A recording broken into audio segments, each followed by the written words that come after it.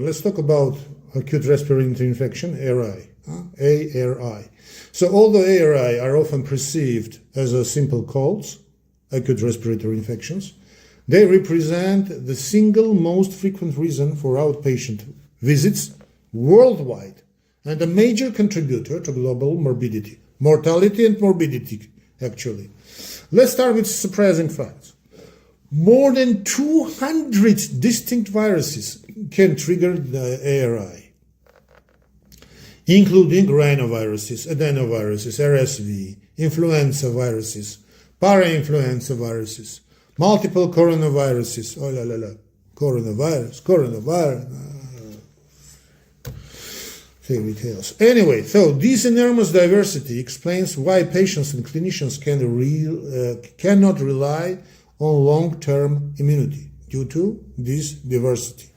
Reinfection is not a failure of immune system. No, it's a reflection of viral variability and immune evasion.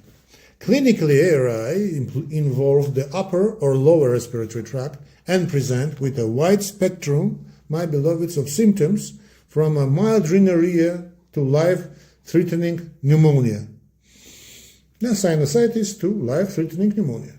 The challenge for clinicians lies in differentiating viral ARI, which dominate, of course, more than 90-95%, from bacterial infections, which require specific antibiotic therapy, but bacterial infections is over-infection, is a super-infection over the viral infection. So over-prescription of antibiotics remains a critical use.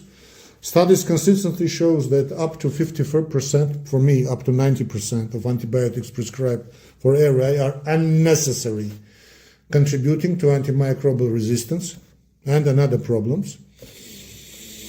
So how to prescribe antibiotics, my beloveds? Remember this pediatric rule from USSR, pediatric rule. So you wait 3, 4, 5 days. If fever continues, prescribe. But don't prescribe antibiotics from the first day. Don't shame my name, please. Huh? Anyway, another key point is host vulnerability. While ARI are benign in most healthy adults, they can become severe in infants, the elderly, immunocompromised patients, and those with chronic conditions, especially chronic lung conditions.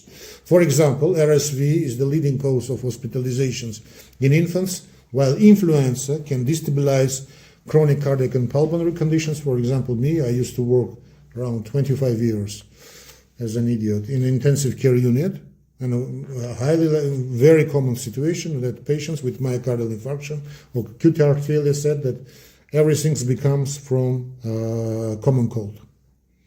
Yes, because it's a trigger. It's a trigger of inflammation. Everything is in our body is inflammation.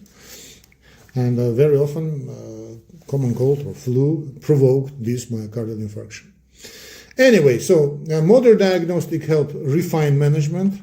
So actually, you will on the exam you can answer PCR, rapid antigen tests. Actually, I don't believe these tests, especially after all this hysteria, pandemic.